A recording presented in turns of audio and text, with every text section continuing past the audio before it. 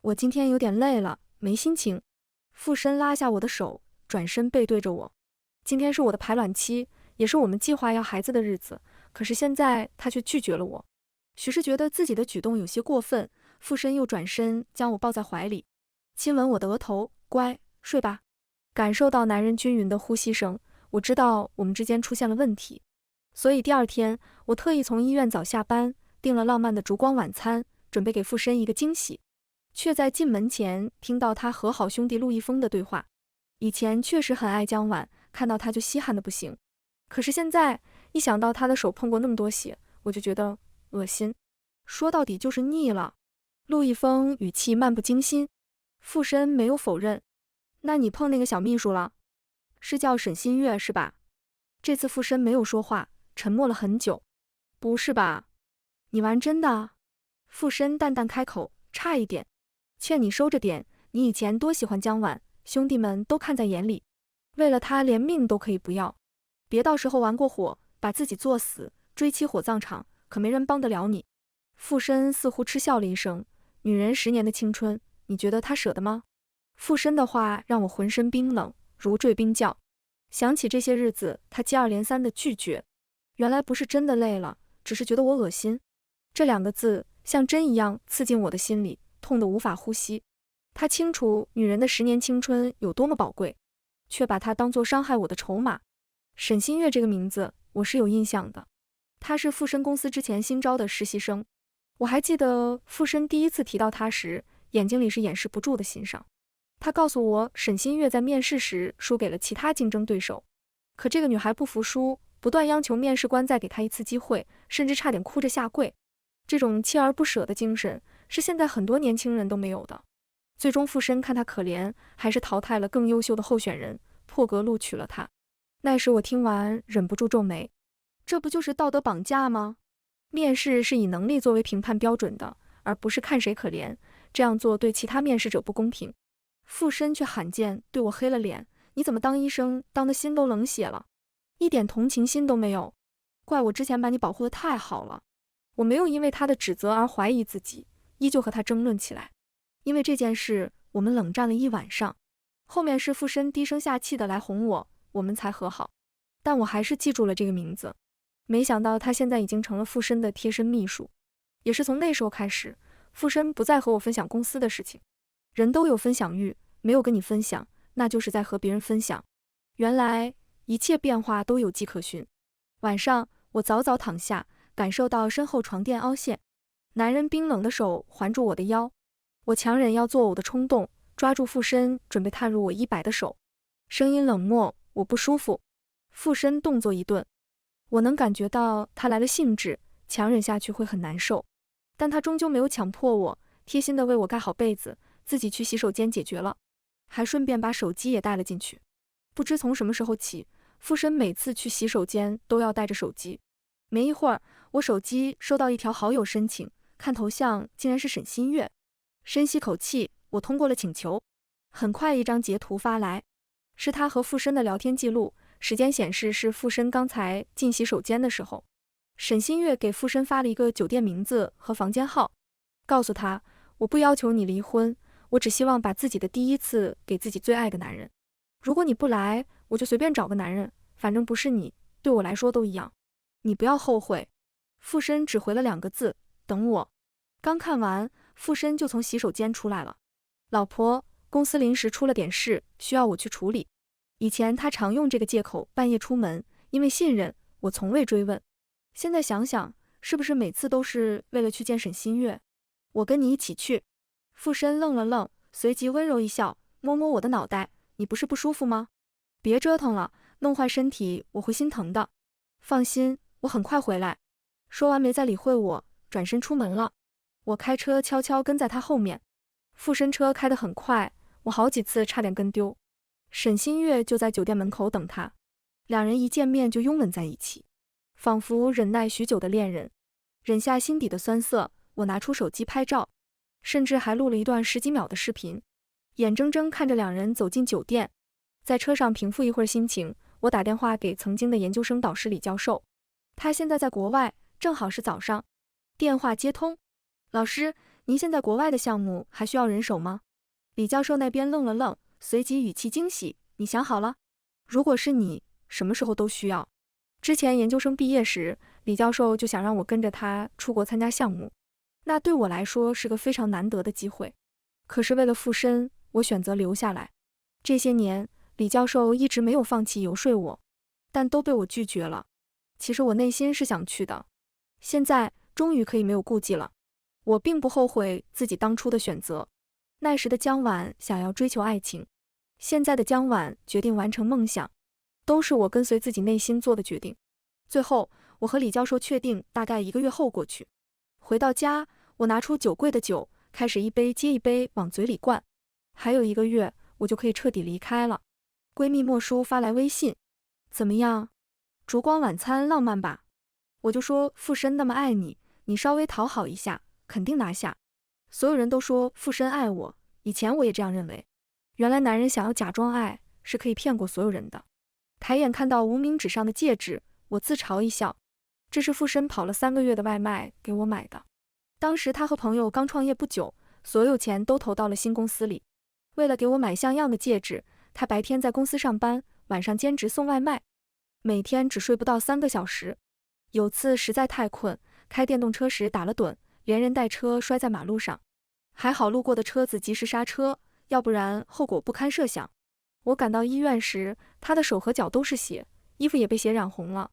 看到我来，附身立刻把自己受伤的手藏在身后。我红着眼眶问他为什么要做这些，他笨拙地擦掉我的眼泪，傻瓜，当然是想早点把你娶回家啊。这么漂亮的女孩被抢走怎么办？已经是我的了，就舍不得让出去了。后面我们赚了很多钱，经济也变好了，但这个戒指我一直戴着。附身说过要给我换更大的钻戒，被我拒绝了。它在我心里比任何钻戒都要珍贵。想起当时附身跟我求婚时紧张的模样，我摘掉戒指放到餐桌上，当时的话还在耳边，但人已经不是那时候的人了。这个戒指我也不需要了。半夜，附身发来信息，老婆，公司的问题比较麻烦，今天可能回不去了，你不用等我，好好休息。我和一峰在一块呢，看来已经和陆一峰通了气，两人还真是好兄弟。我没有回复，因为喝了太多酒，我直接躺在睡沙发上睡着了。梦里是第一次见到附身的样子，当时我和他都是大一新生。军训的时候，附身见到我的第一句话就是同学你好漂亮，多么老土的搭讪话术。因为这句话他被舍友嘲笑了1整年，后来他就经常在微信找我聊天，明明不是同个专业，我却总能在路上碰到他。大学追我的人不少，一开始我对他也没有什么感觉，但还是慢慢被他的真诚和热情打动了。在一起后，附身对我更是呵护备至，身边所有人都羡慕我有一个这么贴心的男朋友。我们一起从本科读到研究生，在我研究生毕业后，附身向我求婚了，我毫不犹豫地答应了。附身紧紧抱着我，高兴地红了眼眶，哽咽道：婉婉，相信我，我一定会给你好的生活，一定不会让你输。现在我却输得一败涂地了，却也只能愿赌服输。第二天，我被手机的固定闹钟吵醒，抱枕被眼泪弄湿了一大片。附身一整夜都没有回来，我在心里告诉自己，这是最后一次为他哭了。随即起身去洗手间简单洗漱了一下，准备去上班。虽然决定辞职，但今天有门诊，还有病历报告要写，我没办法请假。成年人的世界就是这样，就算再怎么难过，也不能忘了工作。在上班前，我打电话给了认识的律师朋友，咨询了离婚相关事宜，没有狗血的纠缠和抱怨，也不需要某个痴情男二突然出现救赎我，去打附身的脸。我的人生从来不是只有附身一个人，我有我自己的路。离婚是我能想到的我们2个唯一的结局。早上我提交完辞职报告就去工作了，工作太多，忙碌的感觉让我暂时忘记了附身的事情。可是没想到，我还没去找附身，他却主动来了医院。那时我正准备拿资料去病房找病人家属，却在不远处看到一个熟悉的身影，是附身，他手里还紧紧牵着挂满泪痕的沈新月。两人焦急地跑来心血管内科，那间病房正是我要去的。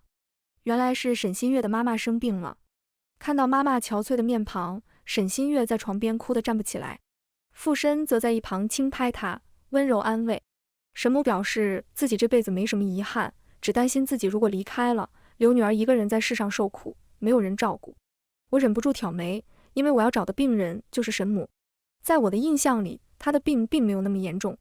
听到这话，沈新月立刻告诉妈妈自己有男朋友了，让她不要担心。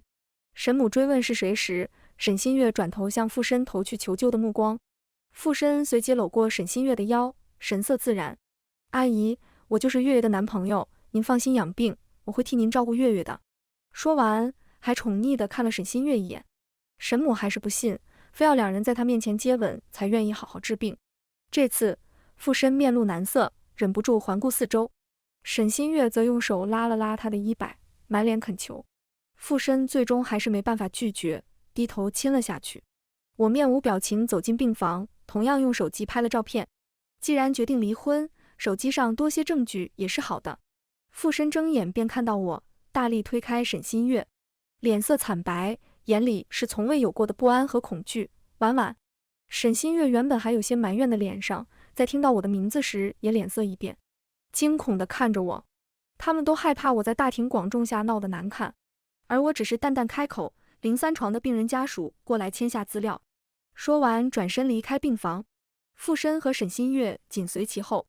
我拿着资料给沈新月填，你母亲只是心血管堵塞，明天做支架植入手术就行，正常术后3天可以出院，昨天已经跟她说过了。听到这话，沈新月握笔的手一抖，心虚地看了一眼附身。附身抿了抿唇，你怎么在这家医院？我1年前就转过来了。附身喉咙一噎，再说不出其他。妻子换单位1年多了，丈夫还不知道，可见有多不上心。沈新月把写好的资料拿给我，在看到上面的地址时，我动作一顿，因为他填写的地址是我和附身同居时住的第1个房子，当时附身把它买了下来，写的是我的名字。他告诉我，这里有我们所有美好的回忆，以后你就是这个房子唯一的主人，除了你的同意，没有任何女人有资格进来。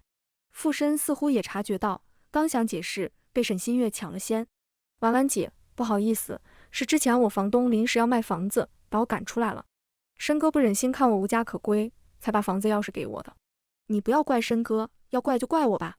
我抬头看向沈新月楚楚动人的眼神，年轻确实容易让人心疼。住多久了？沈新月一愣，似乎没想到我还能这么心平气和。2个月。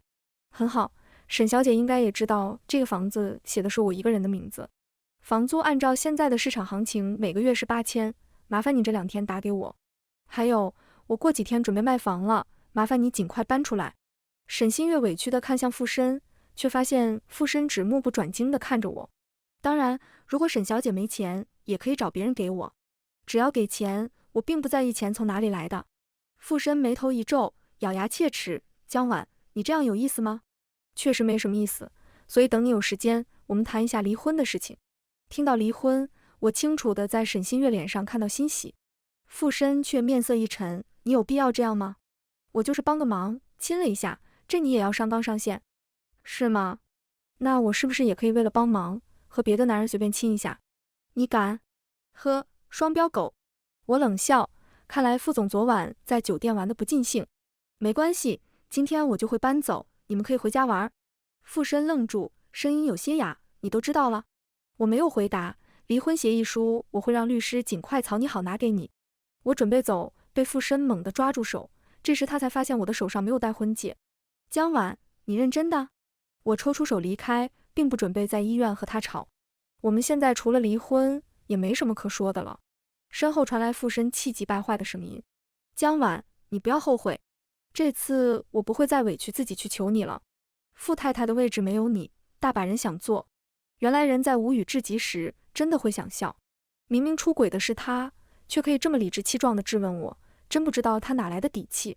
晚上，要好的同事在 KTV 给我举办了欢送会，大家听说我要走，都很舍不得，但知道我有更好的发展，也都真心为我高兴。在去洗手间回来时，我看到了附身，他在隔壁包厢和几个朋友在一起，听对话似乎在谈论我。申哥，嫂子这次不会真的要跟你离婚吧？要我说，都是惯的，我家那位之前也闹过，现在不一样服服帖帖吗？所以女人就不能惯？如果是我就晾着他，他要离婚就跟着去，反正还有30天冷静期，等他知道我们不是非他不可，自然就害怕了。你们和申哥能一样吗？申哥可是出了名的宠妻狂魔，这些人的老婆我都认识，要么是个玩个的，用老公的钱在外面偷偷包养小奶狗，要么是为了孩子，把老公当成长期饭票，自己占着正宫的位置，就可以为孩子争取最大利益。现在的女生没一个傻的，为了渣男白白付出根本不可能。傅申一直沉着脸喝酒，在其他人都偷偷打量他的脸色时，忽然道：这么多年，是该给他一点教训了。听到傅申的话，包厢的氛围又一次热闹起来。嫂子，你怎么在这儿？是来找申哥的吗？快进来，申哥也在里面。我还没反应过来，就被傅申的兄弟推进包厢。傅申看到我，眉眼瞬间舒展，握紧酒杯的手也缓缓放松，只是依旧板着脸不看我。这时候我才发现，其他男的身边都有1-2个女伴陪喝酒，只有傅申没有。陆一峰立刻澄清：嫂子，你别误会，这些女伴都是我们的，和申哥没关系。嫂子你快坐，申哥旁边位置除了你，谁还敢坐啊？傅申不知什么时候已经把自己旁边的外套拿远了，空出位置等我入座。陆一峰也开始清场，把女伴叫出去。我急忙阻止：不用了，我是跟同事来的，要回去了。而且我和傅申也要离婚了，这些事和我没关系。我还没说完就被傅申打断，他仿佛很不想听到离婚这2个字。江晚，你玩够了吗？开玩笑也要有个限度。我直直看向傅申，我没有开玩笑，你还记得你第一次在 KTV 喝醉酒我说过的话吗？我是认真的。傅申闻言脸色一变，显然也想起来了。当时傅申喝醉酒，把其他女生当成我，差点亲上去，还好我及时赶到。那时候我就对傅申说过，如果你脏了，我就不要你了。刚走到门口，我听到身后杯子砸碎的声音，是傅申砸了手里的酒杯。江晚，你想离婚是吧？我成全你，明天民政局不见不散。好，这正是我想要的。晚上聚会完，我回傅申家里收拾东西，我已经让莫叔帮我在他家附近随便租个房子，反正也住不了多久。拿着行李箱出门时，正好碰到沈新月带着醉酒的傅申回来。四目相对，沈新月脸上有着得意之色。她将傅申放到沙发上，刚准备起身，就被傅申搂进怀里。老婆，好难受，抱抱我。沈新月挣扎越厉害，傅申抱得更紧。老婆，别离开我。沈新月瞥了我一眼，羞红了脸。傅总，你先放开我，别这样，还有别人呢。我没兴趣继续看2人调情，拿着行李箱离开了。第2天，我带着律师草拟好的离婚协议书和傅申办理了离婚，财产平分，全程很顺利。出来时，傅申开口：江晚，你现在是不是很挫败？你以为我会像以前一样低声下气求你吗？人的忍耐是有限度的，希望你知道，我不会每次都会纵容你的无理取闹。我没有回答，看着手里的离婚协议书，微微勾起嘴角。再过30天，我就彻底和傅申没有关系了。傅申拧眉，这2天我会给沈新月找另外的住处，她的房租我等一下让助理打给你。我点点头，好，你家的东西我已经收拾出来了，剩下的你都扔了吧。别忘了30天后还要过来一趟。我转身准备离开，傅申突然开口：昨天不是我叫沈新月去接我的，我喝醉了，他正好打电话，被服务员听到了，就把他叫过来了。傅申，你不用跟我解释这么多，这是你的私事。傅申的脸色变得更难看了。第2天，我坐上了去上海的飞机。李教授在上海有一个为期5天的学术论坛，他本人没有时间去，就让我代替他参加。正好我也想出去散散心，就答应了。这5天，我学习到了很多，也认识了很多行业内泰斗级的人物，过得很充实，近一次也没有想起过傅申。看吧，爱情对一个人来说也不是那么重要，人生还有很多更有意义的事情等着我去做。回来的第2天，我就去医院上班了。刚下班就看到傅申站在不远处，背靠黑色迈巴赫，手里夹着烟，衣服凌乱，面容憔悴。一起下班的男同事凑到我耳边小声道：这人在这里等好几天了，听说跟门卫打听过你，知道你没上班，就每天都在外面等。说完还担心地看了我一眼，询问用不用帮忙。我摇头表示不用，刚跟他道别，就看到傅申朝我走来。走近我才发现他的眼睛布满红血丝，一看就是好多天没睡觉了，脸上还有很多胡渣，这对以前有轻微洁癖的他来说，几乎是不可能出现的。江医生真厉害，这么快就找到下个目标了。只是不晓得人家知道你有一个跟了10年的前夫后，会是什么样的反应。附身，或许对你来说10年很长，但对我来说10年根本不算什么。没有得到自己想要的结果，附身有些破防了。江晚，你以为消失的这几天就可以看到我为你着急疯狂吗？可惜让你失望了，这几天我一次电话也没给你打。你可以去问问你的朋友，我甚至没有去问他们你去哪了。那你现在来这里做什么？附身被我问住了，似乎也没有想好自己为什么来这里，半天才开口，你把那个房子的钥匙换了，我进不去。附身说的是之前沈新月住的那个房子，看来附身这几天去过哪里。我点头，是的，那是我的房子，我准备卖了。为了防止不相干的人再进去，所以换了锁。附身不敢相信，你真准备卖了？你舍得？有什么舍不得的？留着也没什么用，过几天中介会带人去看房子，如果你还有东西要拿，可以在那个时候过去。听到我说没什么用时，附身眼眶瞬间变红，眼底闪过受伤。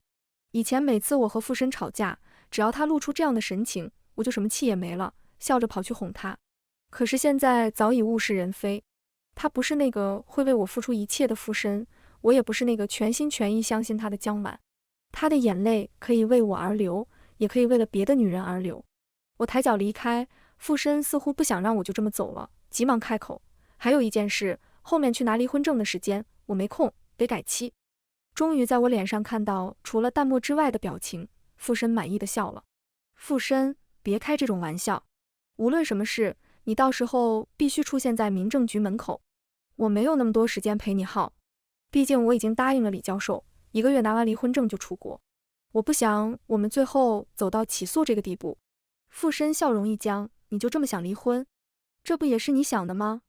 这样他就可以光明正大和沈新月在一起了。附身没有否认，到时候再说吧，反正我也不确定自己的时间。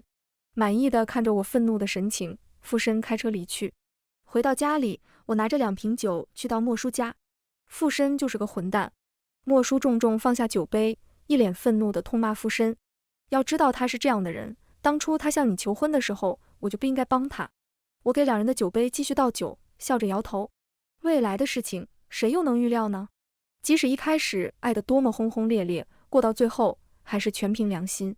我只庆幸自己发现的不算太晚，一切都还来得及。我可听说你不见的这5天，附身连公司都没回，所有事情交给了陆一峰，自己每天蹲在医院门口等你。消失5天就这样了，这要是你真的出国了，他不得疯了？莫叔语气带着点幸灾乐祸的意味。但附身会怎样面对我的离开，我丝毫都不在意。我现在满脑子只想着出国后怎么帮李教授做试验，以及担心附身会在领证当天放我鸽子，其他的都不在我的考虑范围之内。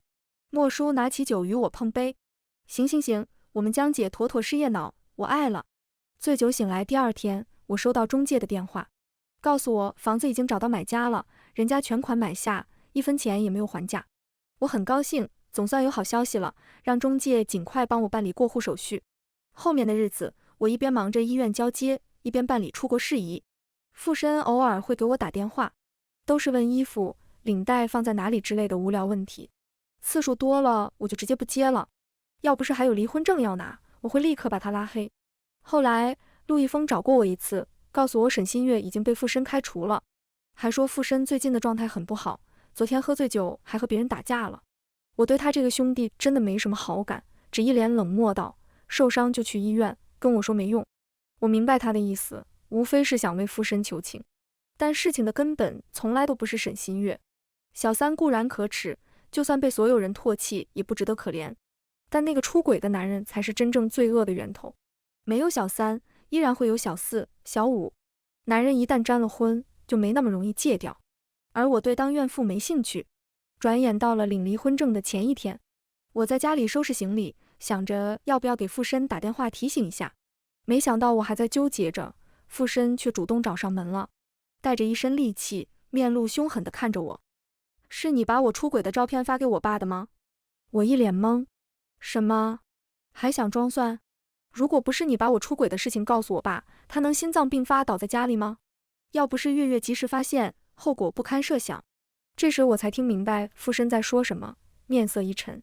我是有考虑让富申的爸爸帮我劝劝他，但因为富爸有心脏病，我怕刺激到他，很快打消了这个念头。富申，如果你没脑子，可以去医院看看。我是心内科的医生，你觉得我会拿病人的生命开玩笑吗？话音刚落，富申的拳头已经狠狠打在我身后的墙壁上，眼神带着痛苦。江晚，你这次让我太失望了，我想不到你是这样的人。你不就想离婚吗？我成全你，明天我会准时到。看着富申离去的背影，我原本还想再解释几句的心情也没了。现在的他听不进去任何话，这样也好。他不信我，说什么也没用。至少这件事让他肯去民政局领离婚证了，对我也算是好事。从民政局出来时，我有着前所未有的轻松感，仿佛一直压在心里的大石头终于消失了。反观富申，全程紧锁眉头。他开口准备说什么，被手机铃声打断。电话那头传来沈新月焦急的声音，似乎是富爸那边出现了什么状况。富申挂了电话，快步离开。在上车前抬头看了我一眼，面色复杂。沈晚，最近你好好反省一下，我们的事情我过段时间再找你谈。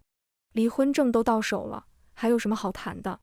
看着富申车子离去的方向，我缓缓开口，富申，再也不见了。下午我就收拾东西，坐上了去往德国的飞机。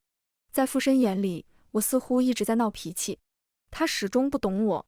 我决定的事情，从来不回头。落地德国后，我第一件事就是换了手机卡。除了父母和几个比较要好的朋友，我几乎和国内所有人断联了，全身心投入到李教授的试验中。直到2年后的今天，我和团队带着最新的研究成果，准备回国。回国前，我和莫叔通了电话。其实有一件事情，我一直没有告诉你，你离开的半年后，富申有找过我。我无所谓应道，所以呢，这孙子为了知道你的下落，直接在公司大厅给我跪下了，吓得我马上报警，让警察把他拉走了。我挑眉，这么颠吗？现在的我再次听到富申的事情，心里已经很平静了，仿佛在听陌生人的八卦。是吧？我也觉得很颠，现在知道后悔了，早干嘛去了，出轨的死渣男。不说他了，但你这么多年都没再找我，还挺意外的。人家不都说忘记一段感情最好的方法就是投入到另一段新的感情吗？我笑了，这种事情靠不了别人，只能靠自己。富申的事告诉我最深刻的道理就是，男人的真心是最靠不住的东西。现实中没有人可以拯救或治愈你的伤痛，我失去的场子只能我自己找回来。如果真的为了忘记一个人而选择和另一个人在一起，这对后来者也是不公平的。我知道回去肯定免不了要见到富申，我也没打算刻意避开他，只是没想到会在回国参加的第一个行业酒会就遇到富申。此时的富申站在不远处，双眼猩红地看着我，仿佛下一秒就要掉下泪来。我准备无视他，却被他拉住手腕往外面走。到了花园，富申将我抱在怀里，说了无数声对不起。我不断将他推开，最后忍不住直接把手里的红酒泼到他脸上。清醒了吗？如果还没有，我不介意让警察把你拖走。富申用手抹掉脸上的酒，看起来清醒了很多，神色却更加颓废。我知道沈新月做的所有事情了，包括他给你发短信，还有我爸的事。我已经把他赶出这座城市了，以后他再也不会出现在我们的生活里。婉婉，之前的事情是我对不起你，我很后悔。我轻笑，这些事情对我来说已经不重要了，因为不爱，所以不重要了。富申流着泪看向我，婉婉，那你可以重新回到我身边吗？这些年我没有一刻不想你，我一直爱着你。我冷漠看着他，富申，别忘了，我们已经离婚了。不是的，我没想真的和你离婚，我只是想吓吓你。在我心里，你永远都是我的妻子。说完，富申把自己脖子上的项链拿了出来，竟然是我2年前放在餐桌上的结婚戒指。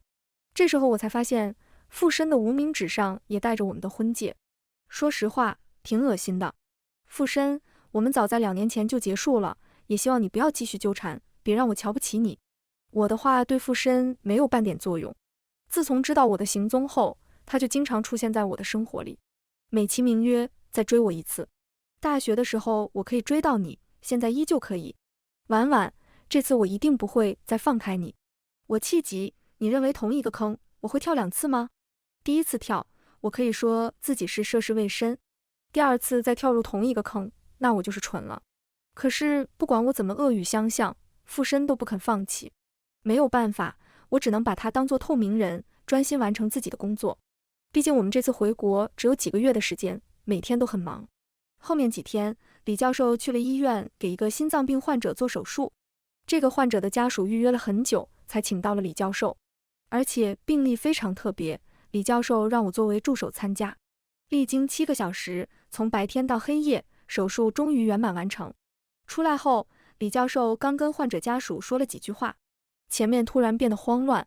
听说是有家属不满医院的治疗，拿着刀准备报复。我们正准备撤离，就看见家属拿着刀往我们这边快步冲来。我一把推开李教授，准备给他来一个飞踢。突然一个人影将我死死抱住，是傅申。我挣脱不开，下一秒刀就直直刺入了傅申的后背。傅申醒来的时候已经是第2天中午了，他看到我坐在旁边，努力露出安慰的笑容。婉婉，不用担心，我没事的。我冷声开口，傅申，你是傻子吗？如果不是你，我一脚就可以把那个疯子踢飞了。这2年我在国外，除了做实验，其他时间都用在学习散打上。一方面是为了锻炼身体，另一方面也是因为国外比不上国内安全，这样有利于保护自己。按照昨天那个男人的体格，根本不是我的对手。如果不是傅申，我早就把他制服了。听到我的话，傅申神情又变得落寞了。我只是担心你受伤，没必要，你也别想用受伤这件事来要求我重新给你机会。从你说我恶心开始，我们就再也不可能了。所以，如果我现在跟你说，我和沈新月从来没有发生过关系，你也不会信的，对吗？傅申自嘲一笑，我没有要他。酒店那次，最后一刻我停了下来，因为我想到了你，所以做不下去。想想挺可笑的，当初不跟你解释，只是因为赌气。我想让你低一次头，哪怕是跟我说一句好听的也行，可是你一次也没有。傅申从钱包里拿出钥匙，你2年前卖掉的房子，其实是我买走了。我不舍得它被别人买走。这2年我都住在那里，那里充满着我们所有美好的回忆，每次看到就会想到你，仿佛你从来没有离开过。傅申说着说着，忍不住流下了眼泪。这种自我感动的戏码，看得我忍不住想笑。傅申，你确实挺可笑的。你不会以为只有发生实质关系才算出轨吧？你们的拥抱、接吻都是我亲眼看到的。你说你在最后关头想到我，我不会觉得感动，只觉得作呕想吐。说完，我起身要走，被傅申扯住衣袖。他哽咽的声音传来，我们真的没有可能了吗？我冷漠甩开，傅申，我们好聚好散吧，别让我后悔爱上你。我头也不回地离开了病房，身后是男人再也抑制不住的痛哭声。后面几天，我没再去医院看傅申，他身边有那么多人，不缺我的照顾。很快我又出国了。飞机上，李教授说着后面的计划。几个年轻人哭丧着脸，抱怨自己1年老了10岁，头发都要掉光了，被李教授狠狠教训了一顿。我在旁边跟着笑，转头看向远处的风景。未来的路，我不会再困于眼前的局限，我向往的是更加自由、广阔的天空。这个故事到这里就结束了，感谢您的收看。如果您喜欢这个视频，就给我点赞订阅一下吧。星星祝您吉祥如意，万事顺心。